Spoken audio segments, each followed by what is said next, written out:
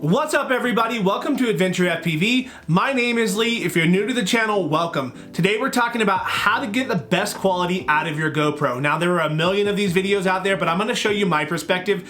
Everybody has a little bit of a different way, but honestly, the tips I'm gonna show you I apply to every GoPro model I've ever used and all of my other cameras, including my Insta360 Go 2 and the Runcam 5 Orange. These are just basic settings you should be using on all of your cameras. Now, let's dive into the settings on the GoPro specifically, and then we'll go into some other extras as well. All right, so the number one thing you should be doing with any of your cameras if you're filming outside during the day is make sure you're using ND filters. Now, I use Freewell ND filters for my GoPro. They make some that just screw on as a replacement. They also make some that just pop over the top. But what these are going to do is allow you to lower your shutter speed when you're filming outdoors, which is going to give you more motion blur. It's kind of like wearing a pair of sunglasses for your camera. Now, it just makes everything look way better when you do this. Now, there are different types of ND filters. There's ND4, 16, 32. There's variable ND filters. I just use, I end up using a ND32. There will be an affiliate link down in the description if you need to get ND filters for your GoPro as well. Now, if we're talking about getting the best quality out of your camera,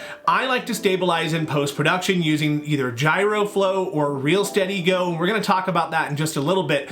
But because I do that, I film in a 4:3 aspect ratio. So whatever GoPro you have, film in a 4:3 aspect ratio at the highest resolution that you can. So for example, the 10, I can film at 5K in 4:3 aspect ratio. And what a 4:3 means is basically you're using the entire sensor. You're using more of a square shape as opposed to, the 16:9 rectangle we're used to seeing. And by doing that, it gives you more room in post-production for the stabilization to bounce around and actually stabilize your footage. So if you can film in 4:3, film in the highest resolution that you possibly can on the GoPro model that you're using. I also use the wide lens angle. There's also a super view, there's all these other ones, but I think if you're in 4:3, it gives you the wide option. That's where you want to be. All right, so as I mentioned, I do not use Hyper Smooth. I use either Reelsteady GO or Gyroflow, so you want to make sure that Hyper Smooth is off. If you're trying to follow my guide, I never use Hyper Smooth. I understand if you want to, but if you're wanting the best results, make sure it's turned off. All right, the next setting is your bit rate. I think almost all GoPro models have some sort of a feature where you can adjust the bit rate, or at least the newer models do. Make sure your bit rate is set to high. That's gonna give you the best quality that you can.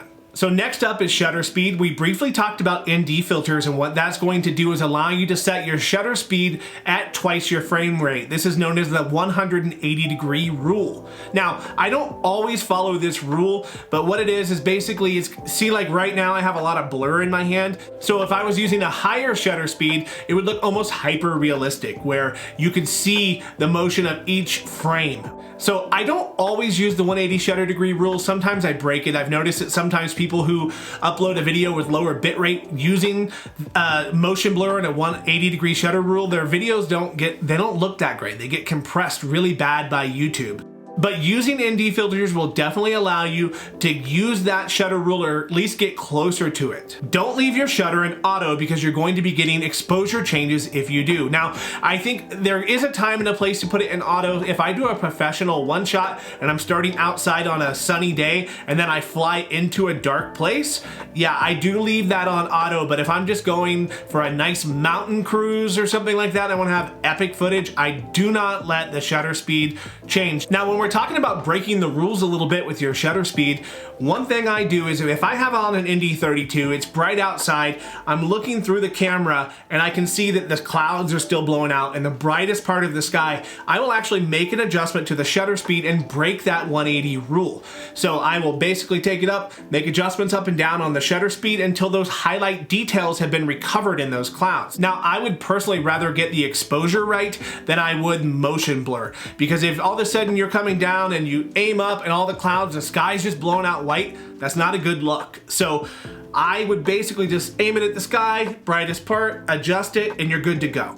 I've heard a lot of people say they do it the opposite way, that they aim down at the shadows, and that's not a good way to do it. You definitely want to make sure that you're exposing for the brightest part of the sky, because it's much easier to recover the dark, shadowy parts of your image than it is a highlight. It's nearly impossible to recover highlights without completely ruining the look of the entire image. That's just a personal preference. You may find something different, but that is how I do it. All right, you're also gonna wanna lock in your ISO. Now what ISO is it's like a digital compensation for exposure. So if you've ever noticed on your cell phone, you film some footage at night, it looks really grainy. That's because the ISO had to get boosted in order to give like a fake exposure. So you wanna set your ISO as low as you can. Now there's an ISO min and there's an ISO max on your camera. Just set them both at 100. Now I understand if you're filming and it's kind of dusk, you may have to bump that up a little bit. We're gonna talk about some settings for nighttime as well. All right, something else very important to lock in is your white balance. You're gonna wanna make sure you lock your white balance in. Now,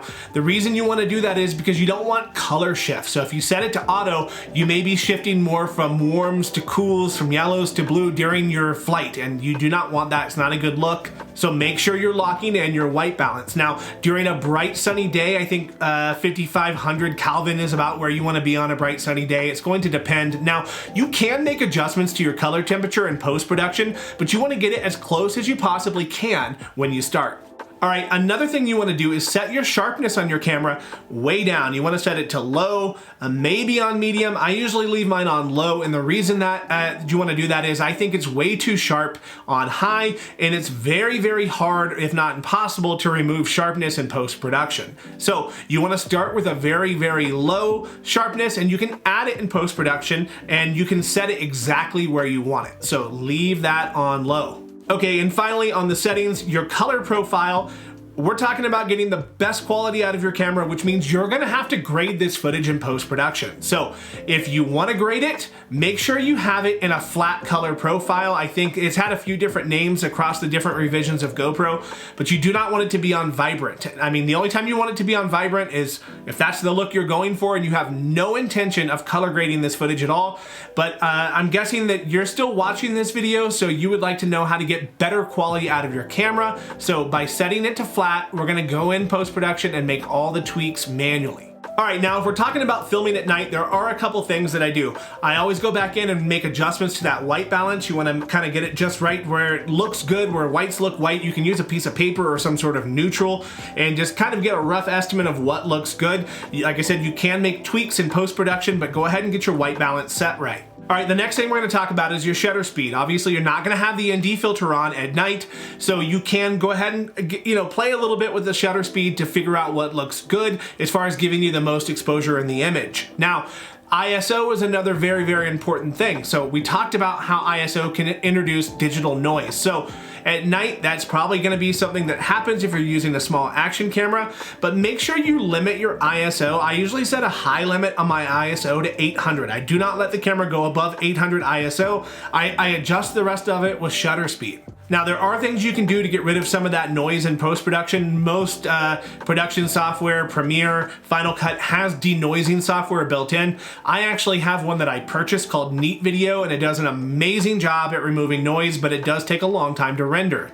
Now, like I said, all of these tips and tricks are things I use for all of my cameras, not just this one. So there are other tips and tricks I'll put up above that I've done for the run cam. It's a similar video about settings, but I go more into detail on the stabilization process and color grading, which we are gonna get into here, but not as in depth. So if you're interested in that, check out one of these other videos here. Now, since we're talking about getting the best quality out of this camera, let's talk stabilization. Now, I told you I do not use hyper smooth in body on these cameras, and the reason why is using a third-party software like Reelsteady GO or Gyroflow is gonna give you the best stabilization possible, because when you're using it in body, it's kind of guessing on the fly and adjusting to what you're doing. But if you're using post-production software, it has the advantage of looking ahead and behind to understand what's coming, what just happened, and it can move nice and smooth between those movements to give you the best results possible. Now, Reelsteady GO is a software that's been recently purchased by GoPro. It does an amazing job, but it does cost $99.